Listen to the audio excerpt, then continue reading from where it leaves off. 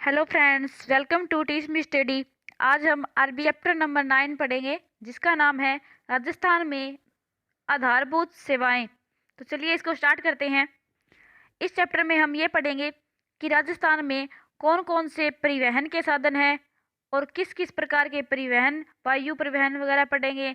इसके अलावा सड़कों के बारे में पढ़ेंगे और राजस्थान में कौन कौन सी जो आधारभूत सेवाएं दी गई है उनके बारे में भी पढ़ेंगे, जिनमें शिक्षा को शामिल किया जाता है या फिर महिलाओं और बच्चों के लिए भी जो अन्य प्रकार की जो सेवाएं उपलब्ध करवाई गई है उनको भी हम इस चैप्टर में पढ़ेंगे। किसी राज्य के विकास के लिए कुछ आधारभूत सेवाओं की आवश्यकता होती है, जैसे शिक्षा, चिकित्सा, परिवहन एवं स्वास्थ्य आदि। आमजन को आधारभूत सेवाएं उपलब्ध करवाना सरकार का प्रमुख दायित्व होता है। राजस्थान में राज्य सरकार के द्वारा इस क्षेत्र में किए गए कार्यों का संक्षेप में वर्णन इस अध्याय में आप पढ़ेंगे। अब है शिक्षा। शिक्षा के लिए राजस्थान में विभिन्न प्रकार के नियम भी बनाए गए हैं, जैसे कि 86वां संविधान का जो संशोधन हुआ था उसके द्वारा यह कहा गया था कि 6 से 14 वर्ष के जो बच्चे हैं उनको निःशुल्क शिक्षा दी जाएगी। और जो हमारे मूल कर्तव्य है उनके अंदर भी एक 11वां मूल कर्तव्य को जोड़ा गया था, जिसमें यह कहा गया था कि माता पिता का यह कर्तव्य होगा कि वो अपने बच्चे को स्कूल में छोड़कर आए, और क्योंकि हर बच्चे को शिक्षा को प्राप्त करने का अधिकार होता है। शिक्षा मनुष्य की जन्मजात क्षमताओं के विकास के साथ साथ उसमें चारित्रिक व्यक्तित्व विकास का मार्ग प्रशस्त करती है। अतः शिक्षा व्यक्ति के जीवन में आगे बढ़ने, सफलता प्राप्त करने, समाज एवं देश का विकास करने का मुख्य साधन है। विद्यालयी शिक्षा इन सभी में सर्वोपरि है। राज्य सरकार द्वारा सभी बच्चों को शिक्षा प्राप्ति के अवसर सुलभ करवाने के लिए लगातार प्रयास किए जाते हैं। राज्य में विद्यालय शिक्षा के लिए उच्च माध्यमिक, माध्यमिक, उच्च प्राथमिक, प्राथमिक विद्यालय संचालित हैं। संस्कृत शिक्षा राज्य की शिक्षा व्यवस्था का एक महत्वपूर्ण आयाम है। राज्य में उच्च शिक्षा के लिए विश्वविद्यालय, महाविद्यालय विद्यमान है। इसी तरह तकनीकी और मेडिकल शिक्षा के संस्थान भी विद्यमान हैं। राजस्थान में एजुकेशन से रिलेटेड जितने भी प्रकार के जो विद्यालय, महाविद्यालय होते हैं, चाहे वो ITI हो या फिर मेडिकल लाइन से हो या फिर आर्ट से हो, कॉमर्स हो, हर प्रकार के जो विद्यालय और महाविद्यालय हैं वो राजस्थान में स्थापित हैं। और संस्कृत के लिए अलग से संस्कृत शिक्षा विभाग की स्थापना भी की गई है। शिक्षा का अधिकार।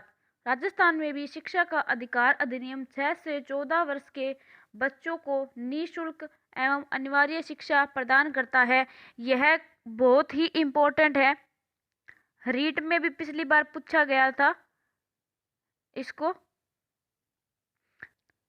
आपको ये भी ध्यान रखना है कि यह अधिनियम कौन सा था और कब पारित हुआ था।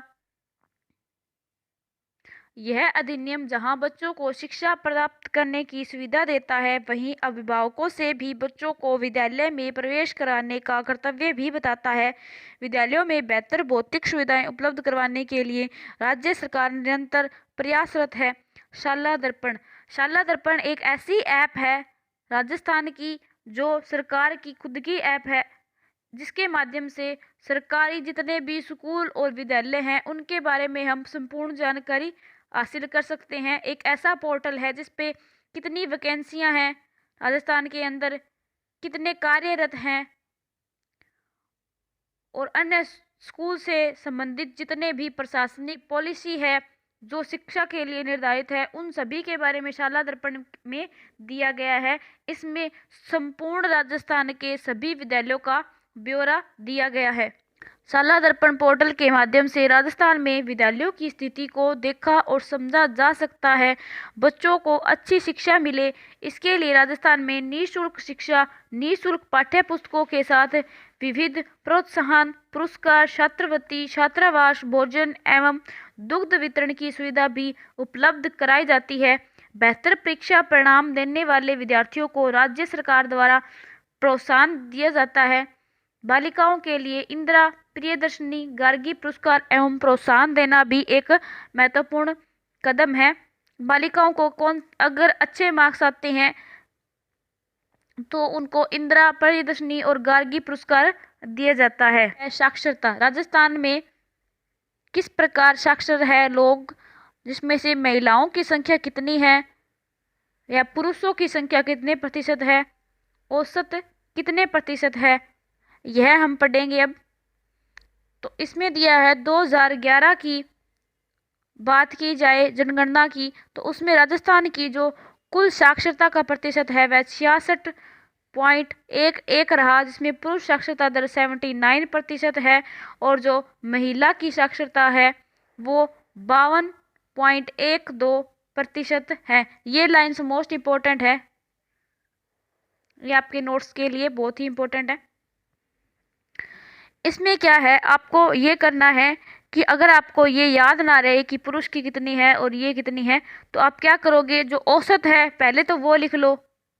उसके बाद आप क्या करोगे कि पुरुष हैं उनको ज़्यादा पढ़ाया जाता है, इसलिए उनका प्रतिशत तो आप 79.9 लगा दोगे। जैसे इसमें 6 है तो ये 6 को आप उल्टा कर दोगे यहाँ पे, तो 9 बन जाएगा।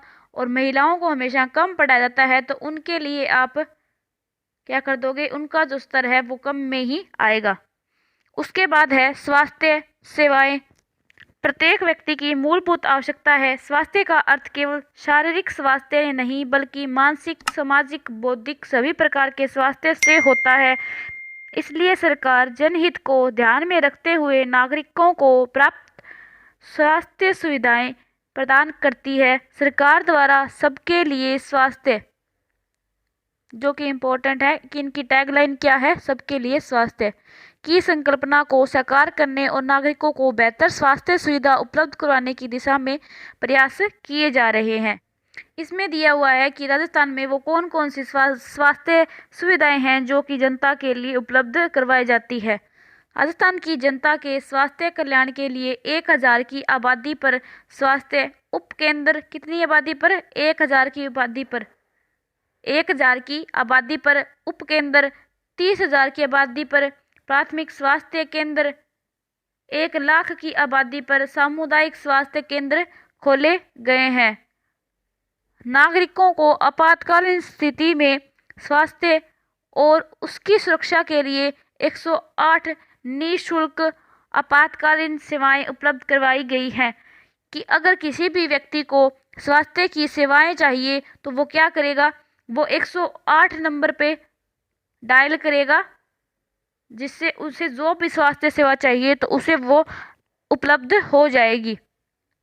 राजस्थान में जयपुर, जोधपुर, अजमेर, बीकानेर, कोटा, उदयपुर में स्थित आयुर्विज्ञान महाविद्यालयों में विशेष चिकित्सा की सुविधाएं उपलब्ध है।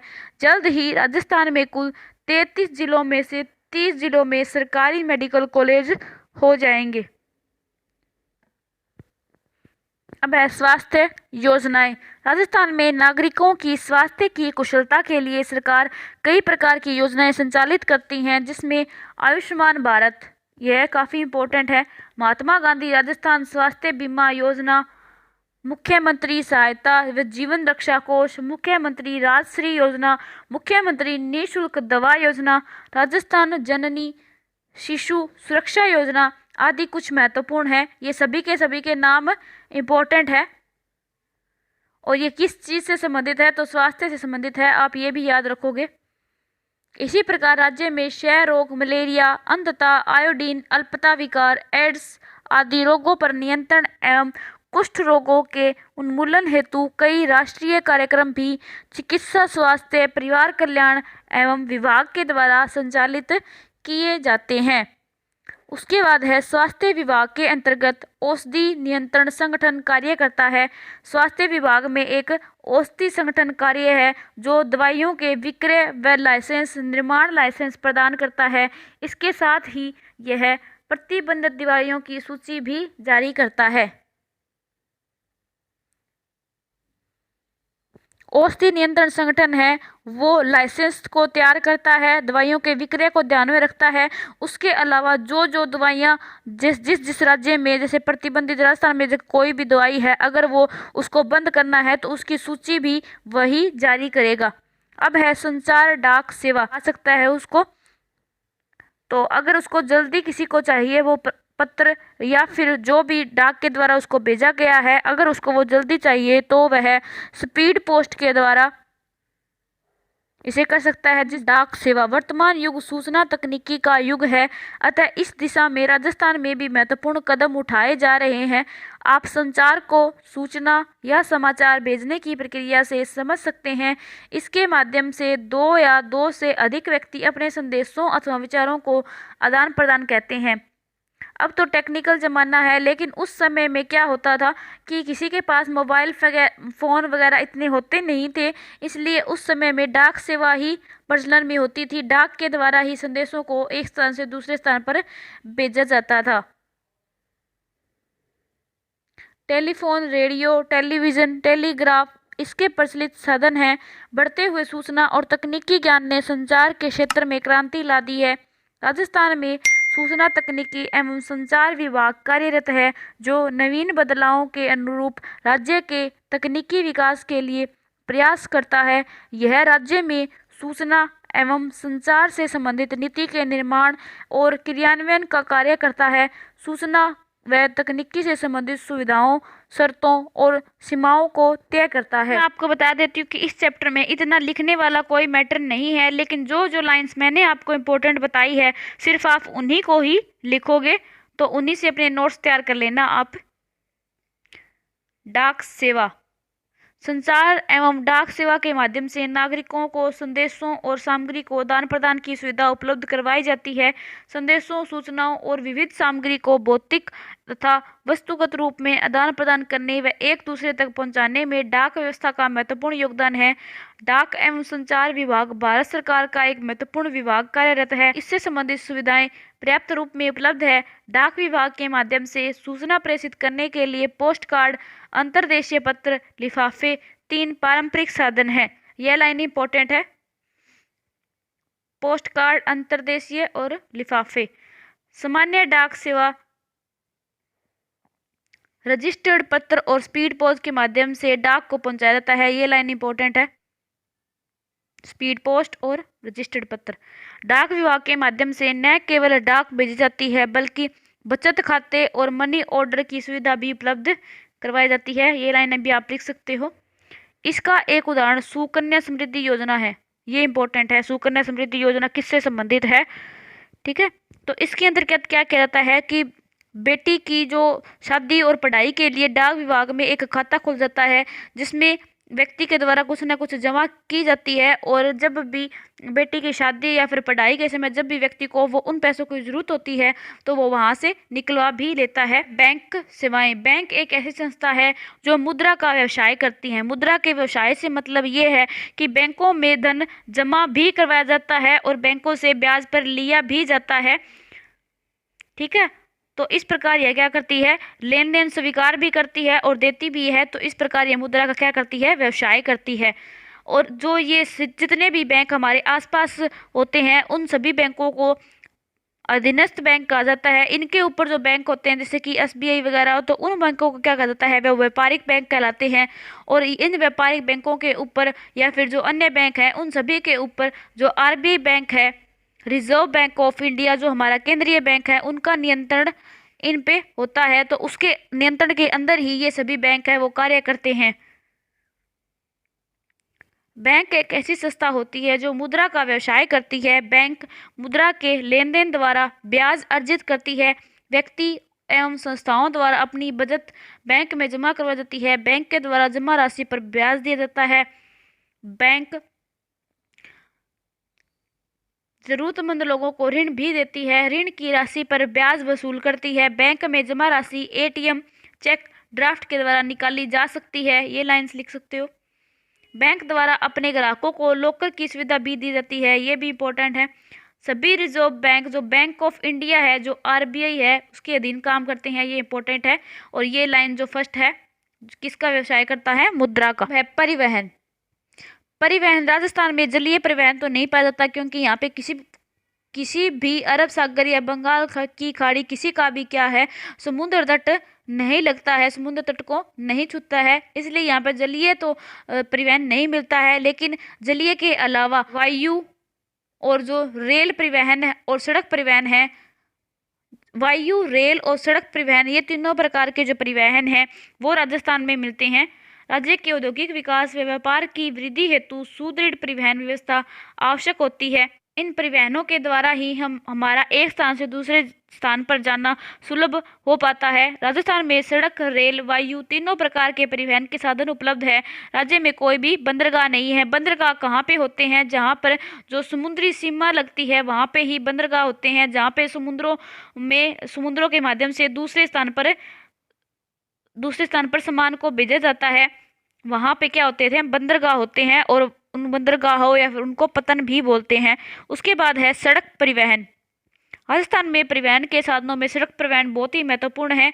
जो सबसे लंबा सड़क परिवहन है वो तो है NH-15, और जो सबसे छोटा है वो है 71B। राजस्थान में परिवहन के साधनों में सड़क परिवहन बहुत ही महत्वपूर्ण स्थान है। राजस्थान राज्य परिवहन निगम 1 अक्टूबर 1964, जो काफ़ी इम्पोर्टेंट डेट है। राजस्थान में सड़कों की सर्वाधिक लंबाई जोधपुर और न्यूनतम धौलपुर। एरिया में देखें तो सबसे बड़ा जैसलमेर है, लेकिन वहाँ पे इतने यातायात की सुविधाएं उपलब्ध इतनी नहीं हो पाती है, क्योंकि बिल्कुल रेगिस्तान का एरिया है। इसके अलावा जो जैसलमेर के बाद जो जोधपुर है, जोधपुर का क्षेत्र भी बड़ा है, और यहाँ से आने जाने के मार्ग को भी काफ़ी इस्तेमाल किया जाता है, काफ़ी यूज़ में लिया जाता है। इस प्रकार जो जोधपुर है, जोधपुर में सबसे लंबे राष्ट्रीय राजमार्गों की स्थापना की गई है। इसके अलावा जो धौलपुर है, ये हमें पता ही है कि जो धौलपुर है वो राजस्थान का सबसे छोटा जिला है, और इसलिए इसमें जो लंबाई होगी सड़कों की वो भी सबसे छोटी होगी। अब है रेल परिवहन। रेल परिवहन मालगाड़ी भी बोलते हैं जिसके द्वारा हम यहाँ पे कोयला, अनाज वगैरह अनेक प्रकार के खाद्यान्नों को ले जाया और लाया जाता है। यात्री परिवहन, जिसमें लोग यात्रा भी करते हैं, इस प्रकार की भी रेलें होती है। राजस्थान में 5 जो रेलवे है वो मंडल है, जिनको आप याद रखोगे। उनका नाम है जयपुर, जोधपुर, अजमेर, बीकानेर और कोटा। राजस्थान में रेलवे के 2 जोन, उत्तर पश्चिमी रेलवे एवं पश्चिम मध्य रेलवे 2 हैं। भारत का सबसे बड़ा जो उदयपुर में पश्चिमी रेलवे क्षेत्रीय परीक्षण केंद्र है, वो राजस्थान का ही नहीं बल्कि भारत का भी सबसे बड़ा रेलवे मॉडल कक्ष है। ये सारी लाइनें से इम्पोर्टेंट है। अब पढ़ेंगे वायु परिवहन। राजस्थान में वायु परिवहन का विकास जारी है। राज्य में जो जयपुर है, जयपुर का जो सांगानेर हवाई अड्डा है वह एक अंतर्राष्ट्रीय हवाई अड्डा है, जहां पर दूसरे देशों में भी उसके द्वारा यात्रा की जाती है। जयपुर, जोधपुर, उदयपुर, कोटा, अजमेर वायु सेवा से जुड़े हैं। जयपुर का सांगानेर हवाई अड्डा है, राज्य का एकमात्र अंतर्राष्ट्रीय हवाई अड्डा है। राज्य में 5 हवाई अड्डे बीकानेर, जैसलमेर, सूरतगढ़, बाड़मेर, फलोदी, रातानाडा और भारतीय वायुसेना के अधीन है। यह भी जाने, राजस्थान में पहली रेलगाड़ी जयपुर से के जो आगरा फोर्ट है, आगरा फोर्ट से लेकर बांदीकुई के बीच में चली थी, जो कि अप्रैल 1874 में चली थी। ये लाइन भी काफ़ी इंपॉर्टेंट है। ये लाइन इंपॉर्टेंट है, और यहाँ पे जितनी भी लाइन है ये सारी इंपॉर्टेंट है। ऊपर मैंने आपको बताया था कि जहाँ पे लाइन से इंपॉर्टेंट नहीं होगी वो मैं आपको नहीं बताऊंगी, और उसको आपको नोट्स में भी नहीं लिखना है। चलिए कुछ अभ्यास के क्वेश्चन हैं, उनको कर लेते हैं। क्वेश्चन नंबर फर्स्ट है हमारा, 2011 की जनगणना के आधार पर राजस्थान की कुल साक्षरता का प्रतिशत कितना है? तो कुल है बीच वाली, ये है पुरुष वाली, और ये है महिला के लिए। 108 निःशुल्क आपातकालीन सेवाएं संबंधित हैं, तो यह किससे संबंधित है? स्वास्थ्य सेवाओं से संबंधित है। अब है राज्य का सबसे लंबा राष्ट्रीय राजमार्ग कौन सा है? तो सबसे लंबा है 15, जो कि पश्चिमी राजस्थान से होकर गुजरता है, और सबसे छोटा है वो है 71B, जो कि प्रतापगढ़ के पास में है। बैंक एक ऐसी संस्था है जो क्या करती है? जो मुद्रा का व्यवसाय करती है। ये मैंने आपको बताया। अब आपको मैं एक क्वेश्चन पुट करती हूँ, आप मेरे को वो बताओगे कमेंट सेक्शन में। आप मेरे को ये बताओगे कि जो 1098 और जो 1091 ये दोनों जो फ़ोन कॉल है ये किन से संबंधित हैं। चैप्टर कंप्लीट हो गया है। अब नेक्स्ट चैप्टर हम नेक्स्ट वीडियो में करेंगे। हमारा बस अब एक ही चैप्टर रहा है। अगर ये वीडियो अच्छी लगी हो तो लाइक कर दीजिएगा और चैनल को सब्सक्राइब भी कर दीजिएगा।